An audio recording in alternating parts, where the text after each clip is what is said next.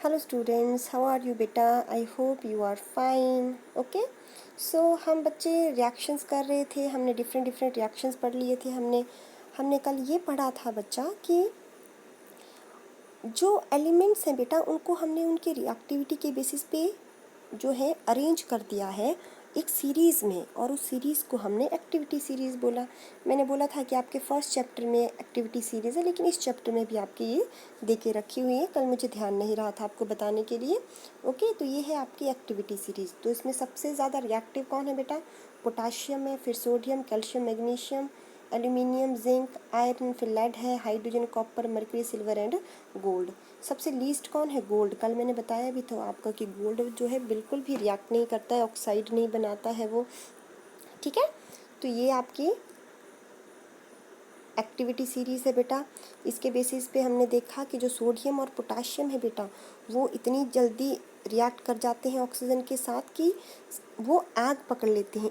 इसके लिए हम उसको कहाँ पे रखते हैं बेटा? इसलिए हम उनको इसमें रखते हैं, कैरोसिन में रखते हैं. ओके, फिर आज हम एनोडाइजिंग करेंगे बेटा. एनोडाइजिंग क्या बताई थी मैंने कि एनोडाइजिंग एक प्रोसेस होती है बेटा जिसमें हम मेटल के ऊपर थिक लेयर चढ़ा देते हैं उसके ऑक्साइड की. मैंने बोला था कि कई बार ऑक्साइड की ले कई बार क्या ऑक्साइड सिर्फ, अच्छा, पर आयरन के केस में ऐसा नहीं है बेटा. आयरन के केस में जो आयरन की ऑक्साइड की लेयर है वो क्या होती है बेटा? वो भुरभुरी होती है, वो गिरती जाती है. लेकिन बाकी सबकी नहीं होती है, बाकी सबकी चिपकी हुई होती है. जैसे कॉपर के ऊपर उसकी ऑक्साइड की लेयर वो काली काली होती है, तो बिल्कुल स्ट्रांगली चिपकी होती है. लेकिन तुमने कभी जंग देखा है? ठीक है ना, जंग को ऐसे उंगली से देखें, छुएं तो वो क्या होता है? भुरभुरा जैसा होता है. ठीक है, ड्राई मास होता है, वो गिरता जाता है. ठीक है, तो वो खुद ही जो ऑक्साइड है वो ड्राई मास होता है बेटा, और वो गिर जाता है, और नीचे से जो नया आयरन होता है वो एक्सपोज हो जाता है एनवायरनमेंट में. फिर उसके ऊपर जंग लग जाती है. धीरे धीरे देखना वो आयरन बिल्कुल ही ख़त्म हो जाता है. ठीक है, लेकिन बाकियों के केस में ऐसा नहीं होता. जैसे कॉपर का ऑक्साइड है तो वो ऐसे बुरबुरा और ड्राई मास नहीं होगा कि गिरता रहेगा, वो उसके ऊपर ही चिपका रहेगा, तो नीचे वाले प्योर कॉपर को वो सेफ ही रखेगा. ठीक है, इस तरह अगर हमने एल्यूमिनियम को बेटा सेव करना है तो हम उसके ऊपर जानबूझ के किसकी लेयर चढ़ा देंगे? थिक लेयर चढ़ा देंगे ऑक्सीजन की. ठीक है, नॉर्मल कंडीशंस में तो एल्यूमिनियम धीरे धीरे रिएक्ट करता है, एक पतली लेयर उसके ऊपर बिल्कुल थिन फिल्म की ऑक्सीजन की लेयर चढ़ती है. लेकिन हमने मोटी ऑक्सीजन की लेयर चढ़ानी है तो हम उनको आर्टिफिशियली चढ़ा देते हैं. तो हम क्या करते हैं, इस तरह का टैंक लेते हैं बेटा. ठीक है, टैंक जो है हमारा नेगेटिव इलेक्ट्रोड एक्ट करता है. इलेक्ट्रोड क्या होते हैं? इलेक्ट्रोड वो रॉड होती है जिसपे ऊपर पॉजिटिव या नेगेटिव टर्मिनल आता है बेटा. ठीक है, जब नेगेटिव टर्मिनल आता है तो उसको हम कैथोड बोलते हैं, और जो पॉजिटिव टर्मिनल होता है उसको हम क्या बोलते हैं? एनोड. तो यहाँ एक प्योर हमने एल्यूमिनियम की क्या ले ली है बेटा? प्योर एल्यूमिनियम की हमने रॉड ले ली है. ठीक है, प्योर एल्यूमिनियम की रॉड ले लेते हैं हम. बीच में हम सल्फ्यूरिक एसिड डाल देते हैं बेटा. यहाँ पे क्या करते हैं हम? यहाँ पे हम क्या लगा देते हैं? बैटरी लगाते हैं. जब हाई वोल्टेज का करंट इसमें से पास होता है बेटा, ठीक है, तो क्या होता है कि दो तरह की गैसेस निकलती हैं, एक ऑक्सीजन और एक हाइड्रोजन निकलती है. हाइड्रोजन तो कैथोड पे चली जाती है, ठीक है ना, और कैथोड पर से वो बाहर निकल जाती है. लेकिन ऑक्सीजन आ जाती है किसके ऊपर? एनोड के ऊपर. और एनोड कौन एक्ट कर रहा है आपका? एनोड का होता है पॉजिटिव टर्मिनल, और वो कौन एक्ट करता है आपका? वो एल्यूमिनियम एक्ट करता है. ठीक है, तो वहाँ पे क्या होता है, एल्यूमिनियम के ऊपर ऑक्सीजन क्या करती है? रिएक्ट कर जाती है, और वहाँ पे एक ऑक्साइड की लेयर चढ़ जाती है. ठीक है, यहाँ पे देखो, aluminium dual oxide layer when expose to air. जो एल्यूमिनियम ऑक्साइड कोट है इसके लिए वो क्या हो जाता है? क्रोजन से रेजिस्टेंट हो जाता है. ठीक है ना, मतलब उस पर जंग नहीं लग जाता है. ठीक है, और उसके बाद हम बार बार ये लेयर चढ़ा के उसको और थिकर कर सकते हैं. एनोडाइजिंग में हम क्लीन एल्यूमिनियम आर्टिकल लेते हैं जिसको हमने एनोडाइज करना है. जिस भी चीज़ को हमने एल्यूमिनियम की जिस भी चीज़ को हमने एनोडाइज करना है बेटा, उसको हम क्या करते हैं? बीकर में डालते हैं, और उसमें इलेक्ट्रोलिटिक सोल्यूशन डालते हैं, सल्फ्यूरिक एसिड. इलेक्ट्रोलिटिक सोल्यूशन क्या होता है? इलेक्ट्रोलिटिक सोल्यूशन होता है जिसमें से करंट पास करता है बेटा. ठीक है, ऑक्सीजन इन्वॉल्व होती है बेटा, वो कहाँ जाती है? एनोड के ऊपर, और एनोड कौन है हमारा? एल्यूमिनियम. ठीक है, और वहाँ पे क्या हो जाती है? एक थिक लेयर चढ़ जाती है. ठीक है, उसके बाद अगर हम चाहें तो इस ऑक्साइड की लेयर को बेटा डाई वगैरह करके एल्यूमिनियम आर्टिकल्स को क्या कर सकते हैं और सुंदर बना सकते हैं। आपने आजकल देखा हो ना, बर्तन बड़े कलरफुल, बड़े सुंदर सुंदर से बर्तन आते हैं। वो क्यों? उनके ऊपर हमने खुद से ही एक ऑक्साइड की लेयर चढ़ा के रखी होती है, ताकि वो क्या रखें, इन्वायरमेंट से इन्वायरमेंट की ऑक्सीजन से वो क्या रहें बच्चा, सेफ रहें। ठीक है, तो ये था आपका एनोडाइजिंग। वैसे तो ये बोल रहे हैं बेटा, अच्छा अब नेक्स्ट आता है, ये तो एक्टिविटी बताई है कि वाटर के साथ अगर मेटल रिएक्ट करता है तो क्या होता है। ठीक है, इस तरह से अलग अलग एक्टिविटी बताई है। यहाँ पे एक एक्सपेरिमेंट भी करके रखा है कि ये देखो, चलो एक्सपेरिमेंट बाद में कराती हूँ, पहले इसको देखो। मेटल जब वाटर के साथ रिएक्ट करता है बेटा, तो एक तो मेटल का ऑक्साइड बनेगा और कौन सी गैस रिलीज होएगी, हाइड्रोजन गैस रिलीज होती है। एक एसिड बेस में भी मैंने आपको करवाया था कि जब भी हाइड्रोजन गैस रिलीज होती है तो उसको चेक करने के लिए क्या करते हैं, हम बर्निंग कैंडल लेके जाते हैं, और उस अगर बर्निंग कैंडल में बेटा पॉपअप साउंड होती है तो इट मीन्स कौन सी गैस रिलीज हो रही है, हाइड्रोजन गैस रिलीज हो रही है। ठीक है, तो मेटल वाटर के साथ रिएक्ट करके मेटल ऑक्साइड बनाता है और हाइड्रोजन बनाता है, और उस मेटल ऑक्साइड को दोबारा अगर हम पानी के साथ रिएक्ट करेंगे तो मेटल हाइड्रोक्साइड बनता है। ठीक है ना, ये देखो जो मेटल्स हैं हमारे पोटाशियम सोडियम बेटा, वो वायलेंटली रिएक्ट कर देते हैं। उनको तो अगर ठंडे पानी में भी डालो ना, देखो पोटाशियम है, ठंडे पानी में डाला तो क्या बन गया, पोटाशियम हाइड्रोक्साइड बन गया और हाइड्रोजन निकली, और इतनी हाई एनर्जी निकली, इतना एक्सोथर्मिक रिएक्शन था, इतनी एनर्जी निकलती है कि हाइड्रोजन आग पकड़ लेती है बेटा। ठीक है, वैसे ही सोडियम, ठीक है ना, सोडियम ने सोडियम हाइड्रोक्साइड बनाया, हाइड्रोजन निकली, और जो इतनी एनर्जी निकली कि हाइड्रोजन ने आग पकड़ ली।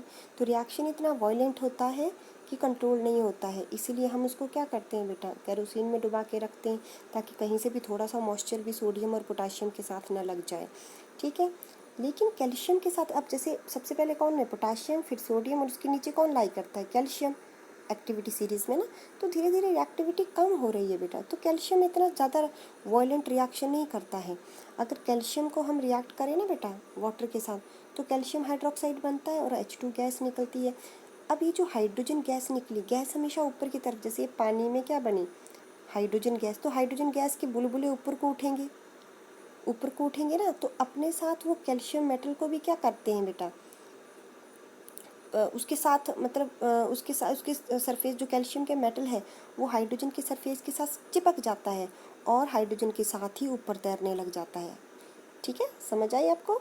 ठीक है, अब क्या हो रहा है ना, जैसे कैल्शियम हाइड्रोक्साइड भी बन रहा है, H2 भी बन रहा है, लेकिन अभी कैल्शियम भी तो है ना सोल्यूशन में, तो वो कैल्शियम क्या करता है बेटा, फ्लोट करना शुरू कर देता है, किसके साथ, हाइड्रोजन गैस के साथ मिक्स होके।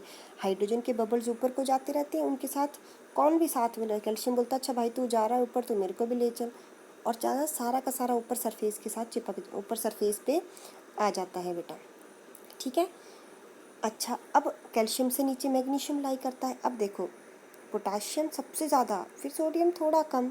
ठीक है, और उसके बाद अब कौन चला, कैल्शियम, कैल्शियम भी इतना ज़्यादा रिएक्शन नहीं करता है ठंडे पानी के साथ। और मैग्नीशियम, मैग्नीशियम रिएक्ट ही नहीं करता है, कैल्शियम रिएक्ट करता है, ठीक है, लेकिन इतना वायलेंट रिएक्शन नहीं होता है। लेकिन मैग्नीशियम तो रिएक्ट ही नहीं करता है ठंडे पानी के साथ, उसको अगर हमने वाटर के साथ रिएक्ट करना तो हमें पानी को थोड़ा सा गर्म करना पड़ेगा, मतलब हीट प्रोवाइड करनी पड़ेगी, तब जाके मैग्नीशियम रिएक्ट करेगा किसके साथ, वाटर के साथ, और क्या बना देगा, मैग्नीशियम हाइड्रोक्साइड बन जाता है बेटा, और हाइड्रोजन गैस रिमूव हो जाती है। ठीक है, अब जैसे हम और नीचे को आए तो मैग्नीशियम नीचे के नीचे कौन लाई करता है, अब एल्यूमिनियम लाई करता है। तो एल्यूमिनियम के लिए और ज़्यादा पानी क्या करना, अब और ज़्यादा पानी गर्म, क्योंकि जितना गर्म करना था वो मैग्नीशियम के साथ हो गया। अब एल्यूमिनियम, आयरन, एल्यूमिनियम के बाद जिंक था और आयरन, ये तीनों बेटा ना हॉट वाटर के साथ रिएक्ट करते हैं, तो कोल्ड वाटर की तो बात ही छोड़ो, ये करते हैं स्टीम के साथ रिएक्ट। गर्म पानी से ज़्यादा, 9th में पढ़ा है ना तुमने कि गर्म पानी से ज़्यादा एनर्जी किस में होती है बेटा, स्टीम में होती है। तो ये लोग स्टीम के साथ रिएक्ट करते हैं। ठीक है, तो अच्छा हमने अगर इनको रिएक्ट करवाना है तो स्टीम के साथ, तो हमने एल्यूमिनियम लिया और वाटर क्या लिया, गैशियस फॉर्म में, मतलब वाटर के वेपर्स लिए, फिर एल्यूमिनियम ऑक्साइड बना और हाइड्रोजन गैस निकली। ठीक है, ओके। वैसे ही आयरन बेटा, आयरन का ऑक्साइड Fe, अच्छा ये जो है ना ये वाला, अब ये कैसे बनता है, क्योंकि आयरन या तो +3 करता है या तो +2 करता है बेटा।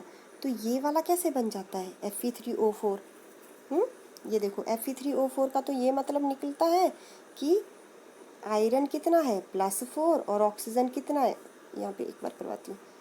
Fe3O4 से तो तुम्हें तो यही आइडिया लग रहा होगा ना कि Fe4+ है, और सॉरी हाँ, और ऑक्सीजन 3 नेगेटिव है। पर ऐसा तो कभी हो ही नहीं सकता ना, ऐसा तो कभी हो नहीं सकता। तो एक्चुअली क्या है ये this is the mixture of 2 oxide, एक FeO, ठीक है, और Fe2O3 का मिक्सचर होता है Fe3O4। देखो 3 और 1 4, और ये 3 हो गया।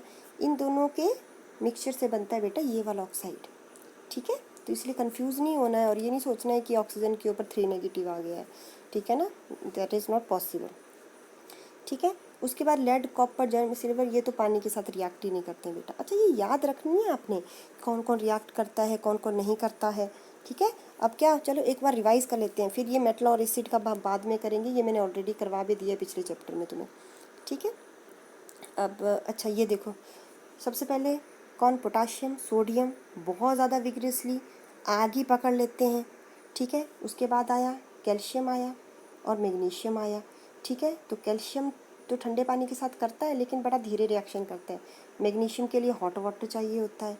अब उसके बाद कौन आया, उसके बाद आया एल्यूमिनियम, जिंक और आयरन। ये तो ठंडे पानी के साथ करते ही नहीं है बिल्कुल भी, इनके लिए तो स्टीम चाहिए। और जो नीचे वाले आए, कॉपर, हाइड्रोजन से नीचे वाले कॉपर वगैरह, लेड, कॉपर, सिल्वर, गोल्ड, वो तो बिल्कुल ही ठंडे पानी के साथ, ठंडे क्या पानी के साथ रिएक्ट ही नहीं करते हैं, ठीक है।